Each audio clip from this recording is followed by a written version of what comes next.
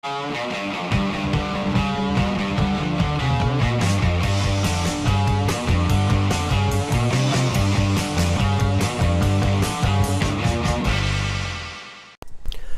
video we start with a hydration chart. Am I hydrated? Aim for clear urine at least 10 times a day. Eat a diet rich in fresh fruits and vegetables. Drink a quart of water before meals. Thank you. Next question, Harley. I have to present my English class on Thursday. Why we should not eat meat. The whole class eats meat. Do you have any ideas on how I can present it to the class? I'd love a response. Can you imagine what would Durianrider do if he had to go to class and give a presentation? What I would do would be bring a dog, bring the cutest little dog or cat you can find, bring it to class, and then maybe bring a knife to class, or a fake knife, or just draw a knife on a piece of cardboard and make it, whatever, and say,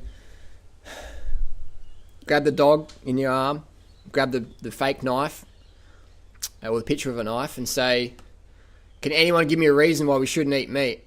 And then that's your end of your presentation. That's what I'd do. I would say, do you have pets? Do you have pets? If we're meant to eat meat, why do we have pets? I could go on it for fucking 15 days talking about it. But the biggest one would just be grab the cute dog everyone can relate to, draw a fucking picture of a knife or cut it out of a magazine, and put it to the dog's neck and say, can anyone here give me a reason why we shouldn't eat meat? Because I want to eat this. I want to eat this dog. I want to eat this meat now. Why shouldn't we eat it?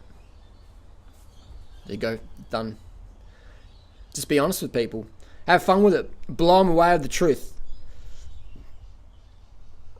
If gluttony was a sin, God doesn't know about carving the fuck up. I truly believe that the system out there wants people undercarbed. Because when you're undercarbed, you're touchy. Even in the raw food world, people get undercarbed and then they're all like, everyone's all like fighting and shit. They get touchy. They can't understand constructive criticism. They see it as a personal attack. So even in the raw food world, in the fruitarian world, people don't get enough carbs and then they just take things personally. So one of the reasons I can keep such high spirits is high carbs, man. That's the fucking main reason.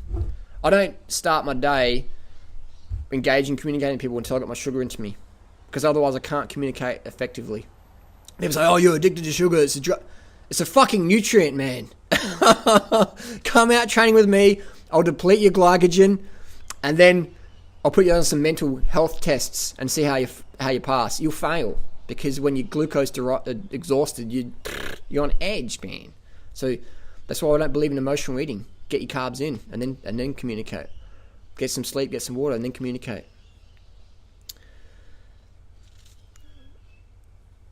Hey Harley, love your videos. Could you comment on Tim Van Orden's video on lean muscles? He's advocating that he wants fatty muscle, not lean muscle.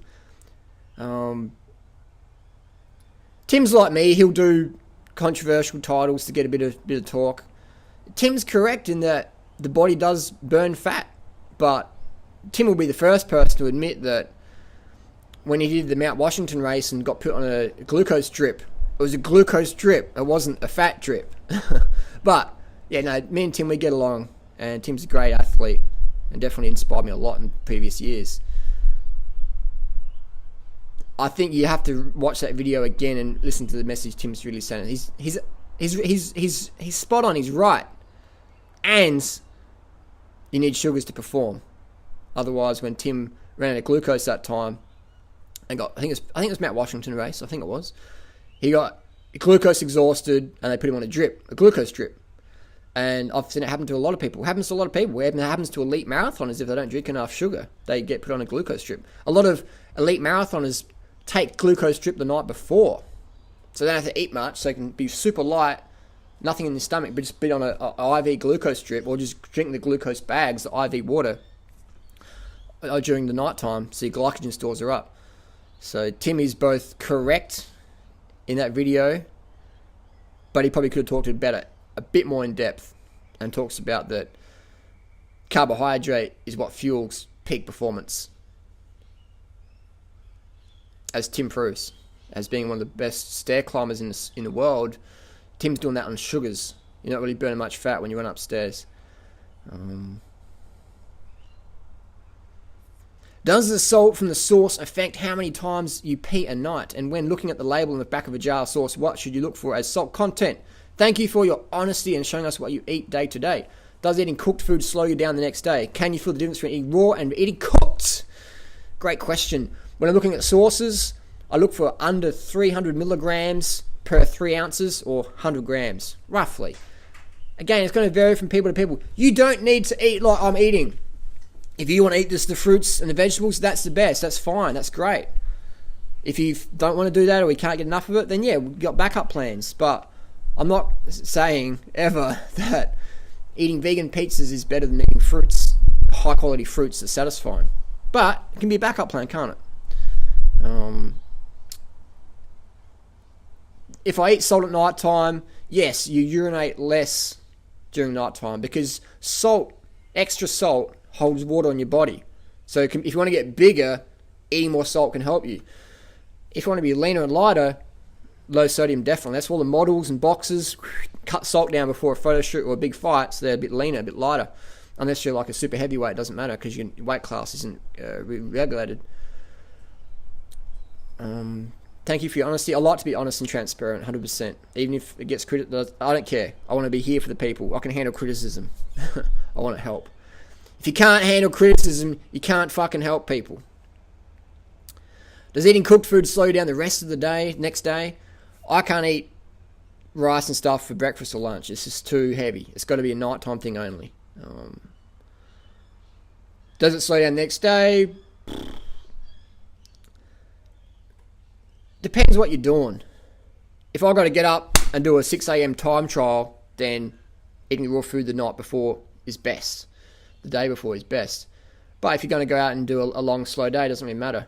If you want to like just get your fucking rhythm straight away, 6 a.m. in the morning, then fruit's the go. Otherwise, it takes you about 10 minutes to warm up, eating the rice and stuff. Can I feel the difference? Because I'm eating so low fat, cooked vegan when I eat it, don't notice it too much. But if you're eating like high fat, greasy, fried vegan food, that's not the best, is it? It's not very healthy, so you're going to feel stodgy. It's like in a high fat raw gourmet, you feel stodgy. You still stodgy. So keep your sodium intake low, 1,500 milligrams, 1,000 milligrams, 2,000 milligrams. If you're doing a lot of sport, you can get away with more because you just sweat it out. But what I like to teach people is write stuff down, be objective, have a food diary, buy some little scales from a thrift store for $2 and weigh everything. Just write stuff down, just observe. Write down times you ate it, things like that. When you went out, did sport, how you felt. Write things down. And then slowly you'll get a template that works. Try not to be too emotionally biased on something, but just be objective and write things down. Experience it for yourself. That's what I've done, man, since like 1996. I started writing food diaries and playing with food and measurements and that. And that's why I can speak with confidence and experience, because I've been doing it for so fucking long. 17 years of measuring shit. Do you recommend eating high-carb, low-fat pancakes like unbleached or whole wheat flour, baking soda, coconut sugar, splash of almond milk, berries, and so then cooking pancake, non-stick pancake? What's your opinion on that? How about topping it with maple syrup? Haha. When you want carbs, complex carbs, it's your body wants fruits. So fruits is your best option always. If I was going to eat pancakes, I haven't had pancakes for years. If I was going to eat them, I wouldn't have them for breakfast. I'd have them for dinner only. And the fact, I wouldn't add almond milk because the almond milk's generally too fatty. I keep it lean as fuck. We're adding maple syrup to the pancakes, but trying to turn that pancake into a fruit. The pancake fruit has now become because it's got simple sugars on it. I think it's a healthy meal. Not as good as fruits, obviously, but definitely it's a lean McDougall style meal. And it's a lot of people can do it, man. So definitely I'd give it a thumbs up. With the mindset that fruit's your better option. But if you don't want the fruit, have your vegan pancakes. Low fat is key. Are you seriously recommending someone that is recovering from a disease like cancer, diabetes, Crohn's, etc. eat this way? If not, I think you should make it clear because misinformation could actually cost someone their life. Well, Here's the thing, I'm not a medical doctor. All I do is promote other medical doctor literature. We don't have any books nearby. Cancer. Dr. Gerson, Max Gerson. What did he promote? What diet did Gerson promote? 95.5. High carb, high sugar, raw, vegan. 95.5. Diabetes. What's his name? Dr. Neil Bernard. What diet does Neil Bernard clinically promote to reverse type 2 diabetes? 955. High carb, vegan, low fat. Crohn's disease. David Klein, most successful Crohn's author around. I don't know anyone on the planet who's had more success with Crohn's and colitis than David Klein. What diet does David Klein promote? 955. High carb, raw, vegan, low fat. Or eat some potatoes even, he says. Heart disease. This person is fucking serious. Dr. Esselstein, Dean Ornish, what do they promote? 955. High carb, low fat, vegan. For clinically reversing heart disease. So, am I seriously recommending people do these diets? Yes, fucking oath, because that's what all the clinical science is promoting and pushing and showing. Read all the internet, read the people's experiences. And someone wrote, DTM is the man for that. Harley is all about athletic performance. I'm not all about athletic performance. If I was serious about athletic performance, I'll be on EPO, I'll be on synthetic testosterone, I'll be on human growth hormone, I'll be on insulin, I'll be on we've got GW15, 16, I'll be on that. I'll be on ACAR. I'll be on selective androgen receptor modulators. I'll be on a whole host of shit if I was serious about athletic performance. I'm interested in athletic performance, but I'm not dead serious about it. Because if I was, I'd be on all the gear, all the top athletes are using. But what is good for your health is good for your physical performance as well. So let's say we had an athlete on all those drugs, and if they did my dietary and lifestyle advice, they would get even better results. Even better results, because the drugs work better when you're healthier. So that's a funny one that people will... I mean, yeah, I could go on that. I won't go on too much more about that one.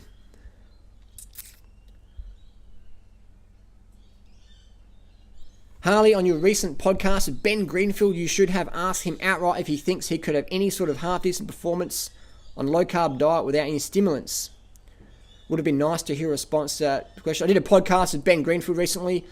We had a good chat with both of you. We're on the same side of the fence in terms of sport, but when it comes to diet and lifestyle, we're on different ends of the spectrum. Ben says he's a low-carb athlete, but then next month he'll write, I don't actually subscribe to anything. I just eat what I want when I want. So it depends what time of month it is that Ben's eating low carb, or he says he is. And Ben's a cool guy. We had a good podcast. We'll do some more together. Nobody even if you're on stimulants, it doesn't matter how much stimulants and drugs you're on, you can't have your best athletic performance on a low carb diet. It's just impossible. It's fucking impossible. I even sent a challenge to Peter Attia, who classifies himself as some sort of half-decent cyclist, said, Pete, get on Strava with the power meter and show us your watts per kilo, and then maybe I'll take you up on a challenge up Mount Washington. Until then, you're just talking shit. Because you can't perform on low carb, man, compared to what you would on a high carb. You can't. Let's see Peter Attia do 5 watts per kilo for 10 minutes. No fucking chance. Not even Ben Greenfield could do that. I mean, maybe if they got some carbs into them, but even then, they'd have to lose a lot of weight to get that sort of watts per kilo. So it's, even with stimulants and drugs, even with EPO, you can't perform well on a low-carb diet compared to what you would otherwise. Because it's all that glucose-derived ATP. Everyone admits that. Everyone knows that. Even Ben Greenfield will say that.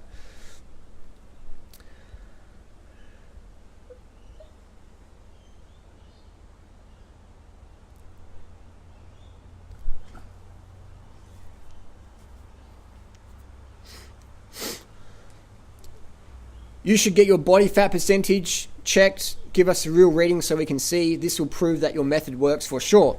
People can't argue with medical facts. Of course, you are thin, and I know you are low fat, but just show it up. If you want to see how lean I am, just fucking get me to take my shirt off, man. Just let me to flex the biceps. That's how lean. You can't really see because of the lighting. But you can have other videos. Look, when you can see their fucking cheekbones, here's a picture of Lance Armstrong, man. Same body fat as Lance Armstrong on a full cycle of performance-enhancing drugs. Same leanness. Maybe I could get a little bit leaner, but even Lance didn't hold that leanness for longer than 4 weeks of the year. No, it's just for the Tour de France. So I can show you body fat percentages, but they don't really mean much, because the lighter you are, the harder it is to have 1.8% body fat. Does that make sense? Just look up the truth about body fat percentage. It's not that accurate. Basically, body fat percent, I talk about it, I troll with it, but it doesn't mean much, because it's more based on your total body mass, your fat mass. That's more important. Basically, look at someone. If they look like if they look like Durianrider, who just stepped out of a fucking prison war camp or the Tour de France, they're fucking lean. Otherwise, they're not. Are you concerned about your pancreas due to constant sugar intake? I would be concerned about my pancreas if I was eating a high-fat diet, not high-carb, high-sugar diet. It's not an issue at all. Why don't you eat some protein sources? Ethics? Thank you. Plants have got protein in them. Every single plant food has all 8 essential amino acids. If you're into protein powders and stuff, you can get all the fucking pea protein and everything. You can eat as much fucking plant. You can fucking constipate yourself on 600 grams of plant protein a day if you want, man. You can fuck your kidneys up if you want, eating that much protein. You do what the fuck you want to do. But I do eat protein. Actually, I eat amino acids from plant foods. Every single whole raw plant food contains all 8 essential amino acids. So you get enough. That's the funny thing, people. That's good. That's a good sign. People with that sort of level of nutrition wisdom are coming to my channel and asking these questions. It means that I'm reaching the mainstream audience. That's fantastic. That's a valid question. It's a question I used to ask.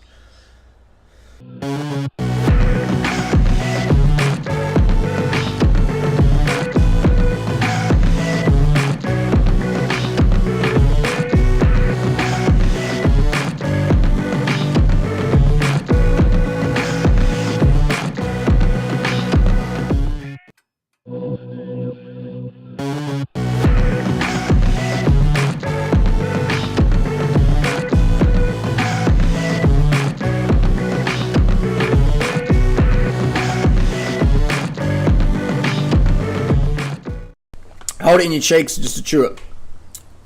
Chew it up.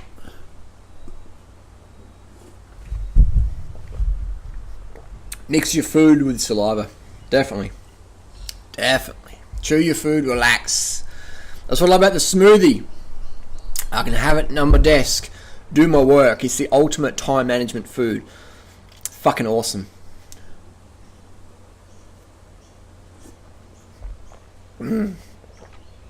It was a Harley, don't you want to get a Snickers bar? Drink 20 bananas with dates and sugar or whatever. Sweeten the fuck out of it. Do you really want to eat a Snickers bar for that? For me, the answer is no. We eat Snickers bars. I used to eat Snickers bars back in the 90s because I wanted something sweet. And they're cheap and they're easy to get and they're about 350 calories, so it's sort of satisfying. But full of fat, full of toxic dairy. Snickers never really satisfied. Fucking 2-litre jug of banana smoothie, that fucking satisfies you. Satisfies a sweet tooth. Done. So I've got here, and I'm going to have a little snack. 500 calories, got guava juice. I've got a ginger, 700 calories. Might do a mountain bike race in 3 hours time, so this will be a little carb hit. Around 200 grams of sugars. If you have 3 hours to digest it, and then fucking hit it on the mountain bike. So if you're going to do a race or a hard event, hard training session, leave 3 hours between a meal and the event. You can have a little handful of food, but if you're going to have a meal, this is a bit of a meal, leave 3 hours so everyone can digest better. That's the beautiful thing of fruits, sugar foods, is they digest so quick because there's no fat and protein to hold them up. Fat and protein is hard to digest, slows up digestion, means you're going to have blood flow to your legs where you need it most, in your heart. So there you go. So that's a little tip there. Clean food for maximum blood flow.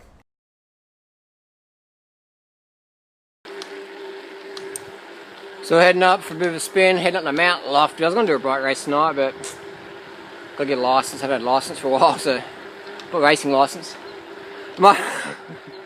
Here's the funny thing, my hematocrit's been pretty high, so I got to work out what to do with that before I get a license and risk getting a positive doping test. We'll work out what's going on with my hematocrit. The highest I've seen is 49. If it's over 50, you get a suspension. So what you can do is get like a doctor's certificate and say it's naturally over, whatever. Anyway, I look like a fucking doper, don't I? Fucking look like a smack addict on EPO. Heading up Mount Lofty. Heading up Mount Lofty. I'm gonna rip the clothes off Mount Lofty. I'm G'd up, been sitting on the computer all day. It's about, what time is it, 5 o'clock something.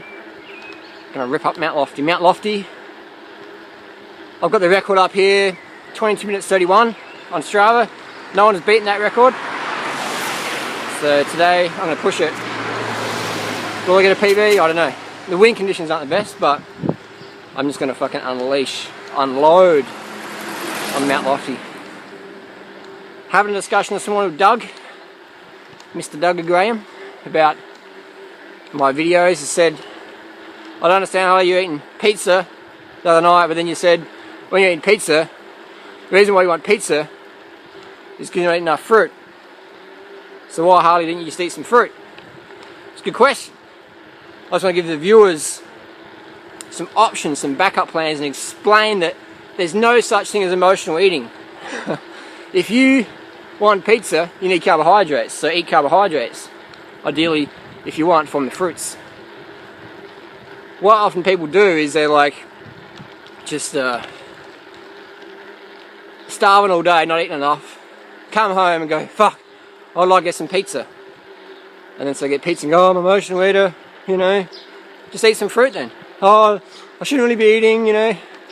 But that's just crazy, crazy, crazy. What people are doing wrong is they're buying into the belief that you can, this is where me and Doug differ. We agree on most points. Respect Doug a lot. Promoted Doug so much over the last 7 or 10 years almost. Rate Doug a lot. We disagree though on the emotional eating thing. I believe it's not possible.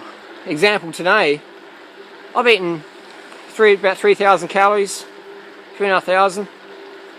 But I could definitely smash down 3 pizzas after this run. Or, if I ate another 20 banana smoothie, I couldn't eat the pizzas, could I? Because you physically can't. Some people say, you don't need to eat that many bananas. That's too much. Everything you do, Harley, is too much.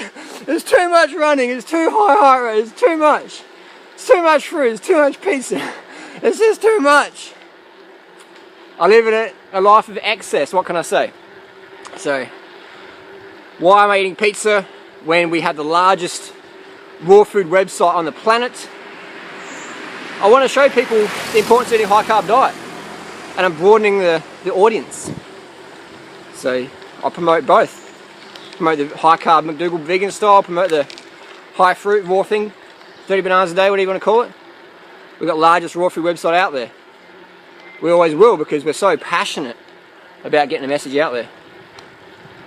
And we're not driven by money or whatever. We're not driven by fame, we're driven by emails of people going, fuck man, I've got it, Harley, I fucking nailed it on the bike, I know how to eat my fruit, or I know how to get a vegan pizza, or whatever. I'm losing the weight, I'm feeling great, I can do this anywhere in the world.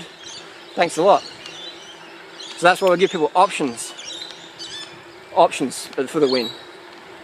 I'm almost at the car park now, park my bike, and smash up this mountain. Let's do it. After we go up to the peak. Gains. It's a fucking good climb. I've got a bit of a crowd here tonight, so we'll see if, no one's ever beat me up this climb ever. I've got the fastest time recorded on here on Strava. Got the Garmin 310 on. Just waiting for the satellites to load up. I'm gonna hit it fucking hard. It's all about, as Tyler Hamilton says, when he was blood doping, don't rely on the drugs to push you. You got to push yourself. Alright? I'm not using blood doping, I'm using beetroot doping. You got to rely on up here to push for pain. You can't avoid pain, you just got to embrace pain. So the whole way up this mountain, I'm just going to be thinking positive thoughts, just breathing deep, getting the fresh air, this mountain air. This is what it's about, man. Deep tissue cleansing, fresh oxygen. Bikram yoga, breathing farts and detox. Come up Mount Lofty, go to the open air, deep breathing, deep cleansing, deep oxygenation at a heart rate of 100 beats a minute. Whew. So I just did that. Can you see how my face isn't really red? I've just finished the run. fucking flat out. I did like I'm pretty sure I got the record for up and down. A little bit off my slowest time ever, fastest time ever rather, up.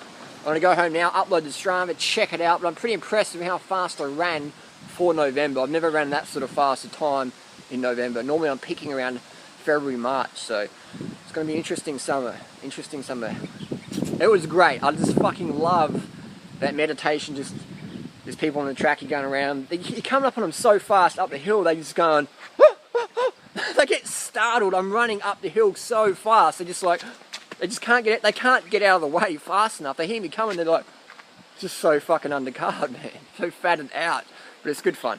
Got the vegan shirt on, mate, representing, smashing on the vegan path. Let's go home now. I'm going to upload to Strava and check out how I did. Strava is very good fun. Let's go check it out. Let's go home. Not sure what's wrong with this little guy.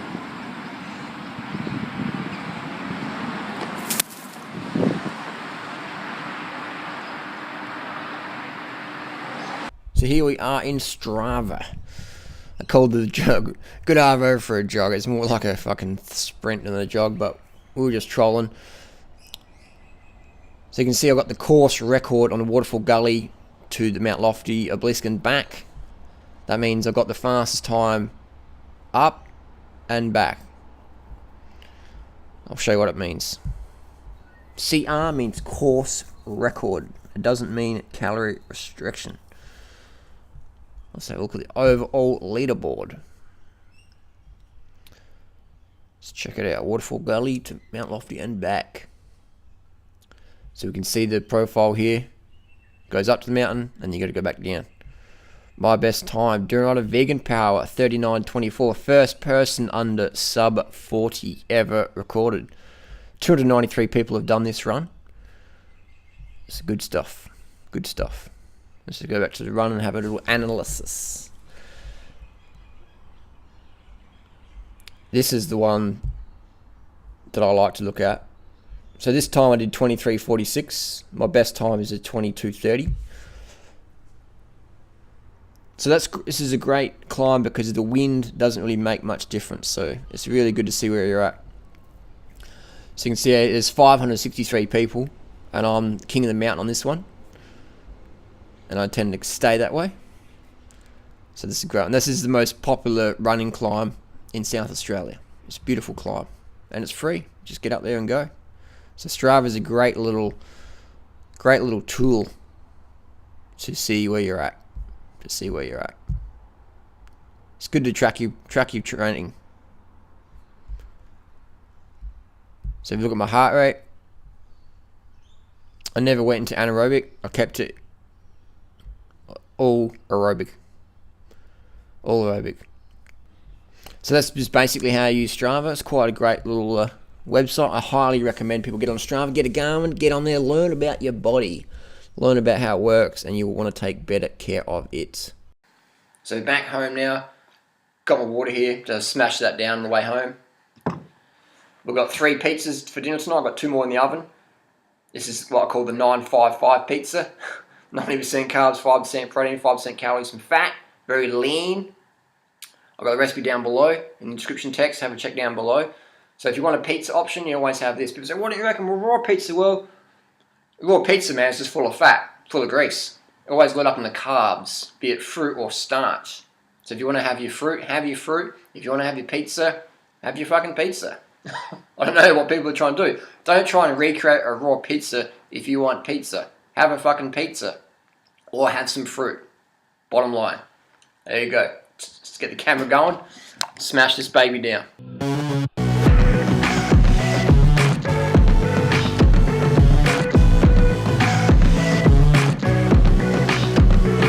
So that's the end of pizza number 1. I'm watching on YouTube, watching 2003 Tour de France Stage 8, Alpe d'Huez. It's a pretty cool stage to watch. I was actually there in France, watching on Alpe d'Huez that day. That's pizza number 1, bub. I'll go to number 2. Pizza number 2. Let's get to it. Let's get back to the Tour de France. The Austrian rider is now back in the fold. Nobody else needs...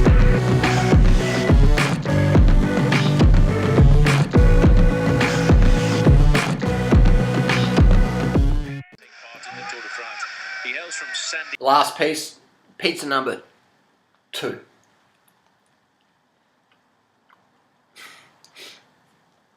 Just a little bit of pasta for I put on a bit of a pizza and pasta night tonight. Watching the Tour de France. Carbs, mate, carbs.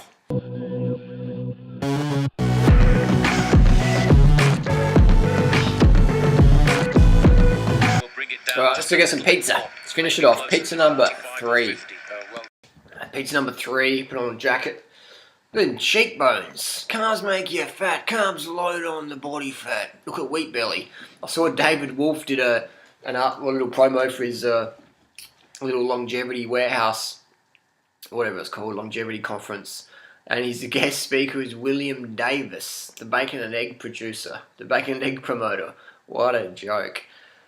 Here's a little wheat pizza for William Belly. Put some beetroot on that for the extra nitrates for the endothelium cell health. Bit of nitric oxide boost. Look at that. So pizza round 3. Let's get to it.